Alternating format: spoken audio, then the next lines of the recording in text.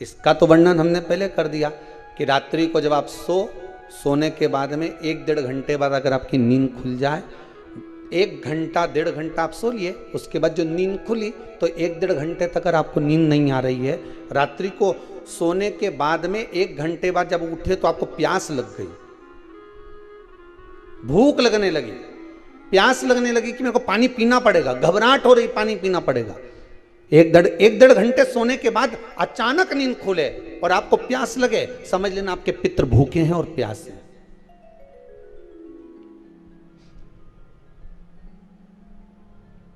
वो भूखे और प्यासे हैं, उनको जल की जरूरत है।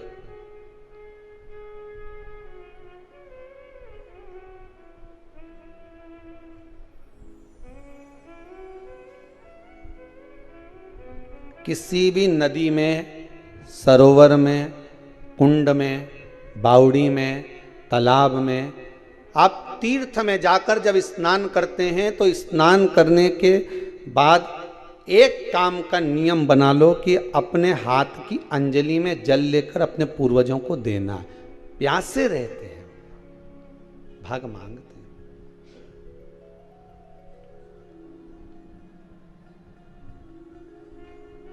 भाग प्राप्त करना। 3 वृक्ष पितरों के तुल्य हैं। नैमिषारण्य की कथा में भी कहा था 3 वृक्ष पितरों के तुल्य हैं। पहला पीपल, दूसरा वट वृक्ष, तीसरा बेलपत्र का वृक्ष। ये पितरों के तुल्य हैं। अगर आपको रात्रि में नींद नहीं आ रही है, ऐसा लगता है कि रात्रि को 1 घंटा 1.5 घंटा सोने के बाद कुछ गलत गलत विचार आने लगते हैं, नींद सुबह 3 बजे तक 4 बजे तक नहीं आती, 4 बजे के बाद फिर नींद आती है, तो एक प्रैक्टिकल जरूर कर देखना। एक प्रैक्टिकल करने में क्या जाता है, प्रयास करने में क्या कुछ जाता है क्या? प्रैक्टिकल कर देखना कि कहीं सियोर वाला महाराज झूठ तो नहीं बोल रहा, तो प्रैक्टिकल करने में कुछ नहीं जाए। 1 लोटा पानी लो, उसमें थोड़ा सा कच्चा दूध डाल लीजिए, श्राद्ध पक्ष चल रहा है, बेलपत्री का पेड़ या पीपल का पेड़ या बट का पेड़, इन पेड़ के नीचे ले जाकर उस दूध को दोपहर में सुबह 10 बजे से लेकर 12 बजे के बीच में ले जाकर चढ़ा दीजिए। रात्रि को फिर ना आपको प्यास लगेगी ना भूख लगेगी, नींद एक बार लगी तो सुबह ही खुलेगी। प्रैक्टिकल करने में क्या जाता है? पानी डालने में तुम्हारा कुछ जाएगा? अरे बोलो तो सरी, हमें 10 रुपया का दूध जरूर उसमें, और तुम इतनी चतुर हो, इतना सारा दूध थोड़ी डालोगी, तुम 2 चम्मच डालोगे। कहाँ तुम इतना डालने वाली हो है?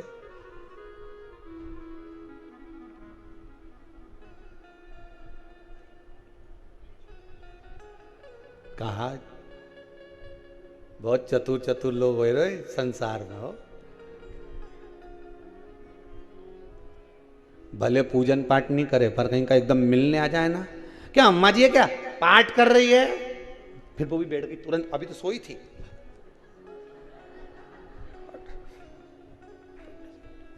तुरंत। क्या पंडित जी हैं क्या, उनसे थोड़ा सा काम है, अभी माला जप रहे हैं, मालूम पड़े पंडित जी तो आराम से सेव फल खा रहे थे। अब प्लेट सोफा के नीचे घुसे, तुरंत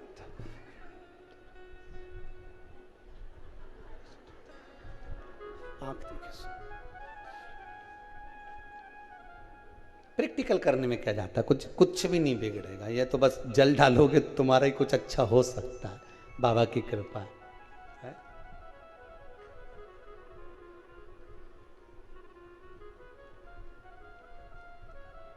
तीन वृक्ष पितरों के तुल्य हैं। पहला जम के बोलिए पीपल, दूसरा वट वृक्ष, तीसरा बेलपत्री का वृक्ष। तीनों पीपल के वृक्ष में 52,000 ब्राह्मण एक साथ निवास करते हैं, इसलिए पितृतुल्य है। वट वृक्ष ब्रह्मा जी के मस्तक से बना, इसलिए पितृतुल्य है। और बेलपत्री का वृक्ष माता पार्वती जी के अश्रु से बना। जब आंसू गिरे थे माता जगत जननी जगदम्बा पार्वती के, उस समय पर पितृलोक में हलचल उत्पन्न हो गई थी। हमारी नातिन की आंख में आंसू कैसे आ गए? मैनावती की पुत्री है,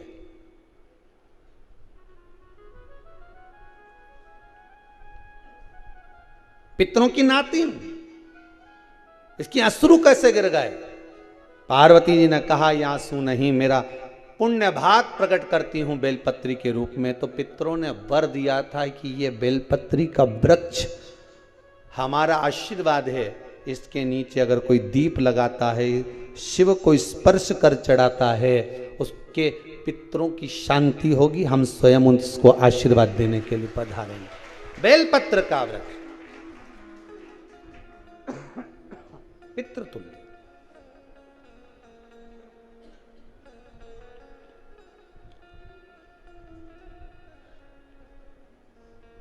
तो रात्रि को अगर भूख लग रही है, प्यास लग रही है, तो पितृदोष। दूसरा पितृदोष का लक्षण बताया, घर में कोई शुभ कार्य ना हो, वंश की वृद्धि ना हो। 1 रुपये कमाओ, 1.25 रुपये खर्च हो रहे हैं, पैसा 10 जगह से कमाई आ रही है पर घर में टिक नहीं पा रही है, आया गया, पितृदोष। जरा सी कटोरी पड़ी है, उसके पीछे विवाद चालू हो जाए, पानी ढुल गया, उसके पीछे विवाद हो जाए, या छोटी छोटी बात में घर में क्लेश मचा हुआ है, पितृदोष है। समझ लो हमारे पूर्वज हमसे खुश नहीं, प्रसन्न नहीं। कोई कहता है गुरुजी श्राद्ध बड़े बेटे को करना चाहिए कि छोटे को करना चाहिए? शिव महापुराण की कथा कहती है, अगर जायदाद का पूरा हिस्सा बड़े ने लिया हो और तुमने अपनी माता का दूध ना पिया हो तो एक ही को कर लेने दो। अगर माता का दूध पिया है और अगर एक अंगूठी भी ली है, जरा सा एक कपड़ा भी अगर सास का लिया है, तो श्राद्ध तो तुझे करना ही पड़ेगा, करना ही पड़ेगा। तूने मेरा दूध पिया है तो बिल्कुल जम के तो बोलो। अगर तुमने उनका कुछ खाया है तो अब एक काम और हो सकता है, गुरुजी वो श्राद्ध अगर हम नहीं करें और बड़े भैया करें और हम उन्हीं के यहाँ चले जाएं तो चले जा, मना कौन कर रहा है? पूड़ी का तेल तू ले जा, खीर का दूध 2 थैली तू खरीद के ले जा। जितना वहां वो सेवा करे उतनी सेवा तुम करो। गलत है क्या? जायदाद का भी तो हिस्सा किया था। सुई की नोक के बराबर नहीं धुआं ने, ईंट इधर खसकी है तो हमारी इधर खसका दीजिए। हमारी बसियत में इतना लिखा है तो फिर बसियत में ये भी लिख के जाना चाहिए था। मैं तो क्यों सबके, तुम डरो मत ही रहे एक भी। जब छोरा छोरी के जब सब सामान, प्रॉपर्टी दो ना, जमीन दो ना, जायदाद दो ना, सारा सामान छोरा छोरी के दो, तो उनके लिख के भी जाओ कि हमारी श्राद्ध कर दे अच्छे से, नहीं तो भूतड़ी बन के सताऊंगी।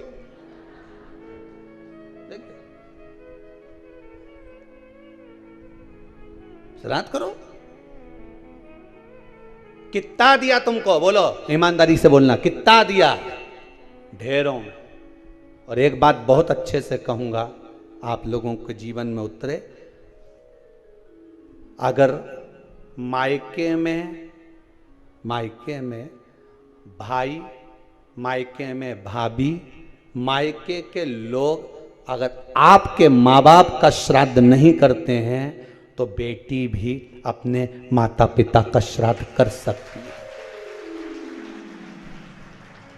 उसने भी दूध पिया है अपने माता पिता का, पर वो श्राद्ध का भोजन कौन कराएगा? बेटी का पुत्र हो, बेटी की पुत्री हो, वो कराए। और नाम वो नाना नानी का ले ले, करे। अगर वो नहीं कर रहे हैं, वो नहीं संभालते, वो नहीं जानते, तो आप करो, वो करे। 2 भाग होते हैं। जब एक रोटी गाय के मुख में दी जाती है, गाय के मुख में जब हम रोटी देते हैं, एक रोटी जब देते हैं, या तो गाय के मुख में 16 श्राद्ध में जब रोटी देते हैं तो रोटी को बीच में से तोड़कर, रोटी का जो भाग होता है उसको मतलब ऊपर से फुलका का परत नहीं निकालना है। रोटी जो सीधी सीधी है ना, जैसे ये रोटी है तो इसको बीच में से तोड़ लिया, 2 भाग विभाजित कर लिया, नीचे वाले भाग में भी थोड़ा सा गुड़ शक्कर रख लिया, ऊपर वाले भाग में भी गुड़ शक्कर रख लिया, एक के ऊपर एक रोटी को रख लिया, वो गाय को दी। तो अपन श्राद्ध पक्ष में 2 पूड़ी का प्रमाण है कि गाय को 2 रोटी दी जाती है, कुत्ता को 2 रोटी दी जाती है। 2 पूड़ी रख के देते हो, नहीं देते? आप लोग तो देते होगे, 2 पूड़ी के ऊपर पूड़ी रखकर, थोड़ा सा मीठा रखकर, नमकीन रखकर, कुत्ते को भी देते, 2 पूड़ी तोड़कर कागा को भी देते। 2 पूड़ी का प्रमाण कहां से आया? 2 भाग रोटी के टुकड़े का प्रमाण कहां से आया? श्राद्ध पक्ष में ही ऐसा क्यों किया जाता है? बाकी के समय पर तो कोई ऐसा 2 पूड़ी का प्रमाण ही नहीं, पर श्राद्ध पक्ष में ये क्यों कहा जाता है कि पूड़ी के ऊपर पूड़ी रख दे, उसमें मीठा रख दे, खीर शक्कर रख दे, गाय को दिया, कुत्ते को दिया, कागा को दिया, ऐसे क्यों कहा जाता है? उसका कारण क्या होता है? उसका केवल एक कारण है, जो नारी ने भोजन का निर्माण करा है, जो घर की बहू भोजन बनाई है, जो घर की बेटी ने भोजन बनाया है, घर की माता ने भोजन बनाया है। महाराज, पिता पुरुष एक कुल को तारता है, बेटी 2 कुल को तारती है। जब श्राद्ध पक्ष में 2 भाग रोटी के कर कर गाय को देती है,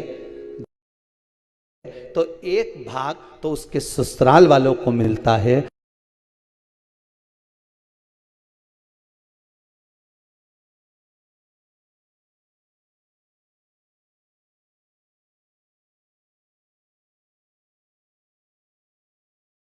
मायके को भी मिले, ससुराल को भी। जब गया जी का पिंड होता है तो नाना नानी सबका स्मरण कराया जाता है। 2 भाग,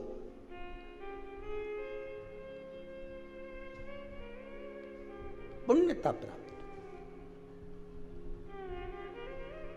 अब लोगों को मालूम तो है नहीं कि 2 पूड़ी क्यों रखते हैं, उसका कारण वर्णित है शास्त्रों। दोनों पक्ष तारने के लिए, दोनों पक्ष का स्मरण कराने के लिए। महाराज, बिंदु प्रेत योनि में पड़ा, चंचुला देवी उनके मोक्ष का प्रयोजन कर रही है, प्रयास कर। क्या करा जाए कि इनको मोक्ष मिल जाए? कहा शिव महापुराण की कथा। पार्वती मैया की सहेली बन गई और पार्वती मैया ने शिव महापुराण में प्रेत योनि से मुक्त होने के लिए कहा, तुम रुका जी के यहाँ जाओ, देवऋषि नारद के पास जाओ।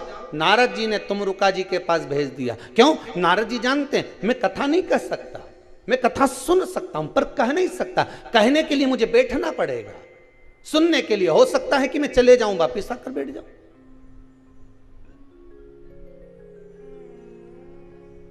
तुमरुका जी से कहा कथा कह दोगे? हाँ, कहने में क्या दिक्कत है? मेरे पति को प्रेत योनि से मुक्त करना है। तुमरुका जी बोलते हैं केवल तुम्हारा पति प्रेत योनि से मुक्त नहीं होगा। तुमरुका जी ने शिव महापुराण में कहा, सुनो चंचुला देवी, केवल एक व्यक्ति शिव पुराण से नहीं तरता, इस बिंदुक जैसे ना जाने कितने प्रेत इस वायुमंडल में घूम रहे होंगे, ना जाने कितने पितर, ना जाने कितने आहूत, ना जाने कितने वासुक इस वायुमंडल में घूम रहे होंगे। तुम्हारा पति तुमको दिखा नहीं, तुम्हारा बिंदुक तुम्हें कभी नजर आया नहीं, फिर कारण क्या था? बस मन में शांति नहीं है। घर में सारा सुख है पर हृदय में शांति नहीं, समझ लो पितृदोष है। क्या करा जाए? फिर क्या करोगे?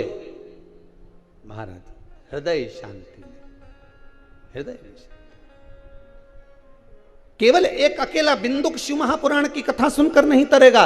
तुमरुका जी कहते हैं जिस समय पर मैं शिव महापुराण की कथा कहूंगा, सुनो चंचुला देवी, इस संसार के इस भूमंडल पर मृत्यु लोक में जितने भी जीव इस संसार सागर में भटक रहे होंगे, शिव महापुराण की कथा सुनकर वो भी तर जाएंगे। ये अकेली बिंदुक को तारने वाली नहीं है, इस मृत्यु लोक में जो विराजमान। आज भी नियम है महाराज, श्राद्ध का भोजन टेबल पर नहीं कराया जाता, श्राद्ध का भोजन ब्राह्मण को कुर्सी पर बिठाकर नहीं कराया जाता, श्राद्ध का भोजन किसी जाता। श्राद्ध का भोजन आज भी प्रमाण है कि ब्राह्मण के लिए भूमि पर आसन लगना चाहिए और जमीन पर बैठकर कराना चाहिए।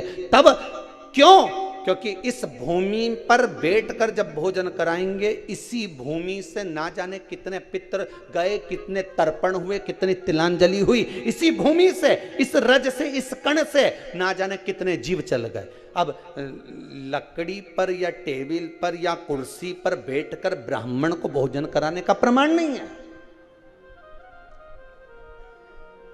अब आपका फैशन ज्यादा हो गया तो बात दूसरी है। पंडित जी ऊपर बैठ के खा लोगे क्या? पंडित जी तो बोल देंगे अच्छा है, खिला दो।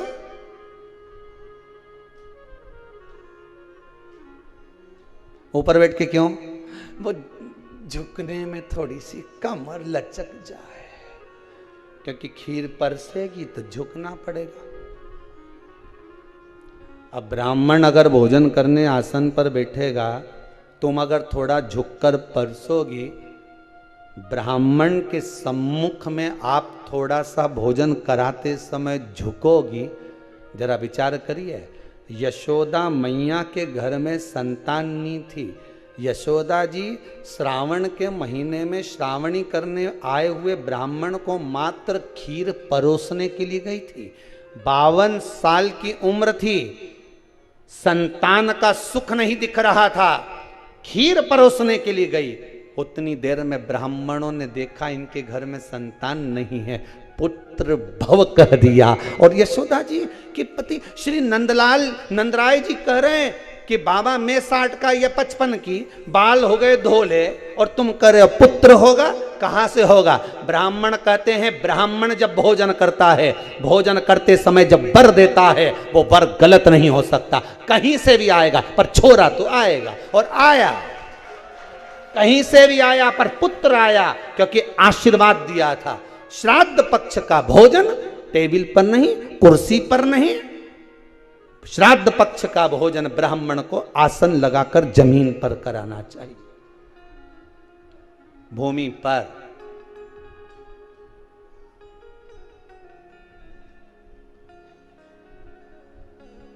अब आजकल के ब्राह्मण भी थोड़े नीचे,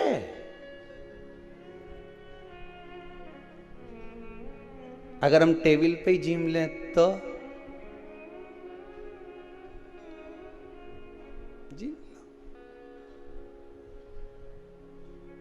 क्या बोले भी तो क्या बोले, तुम ही बताओ।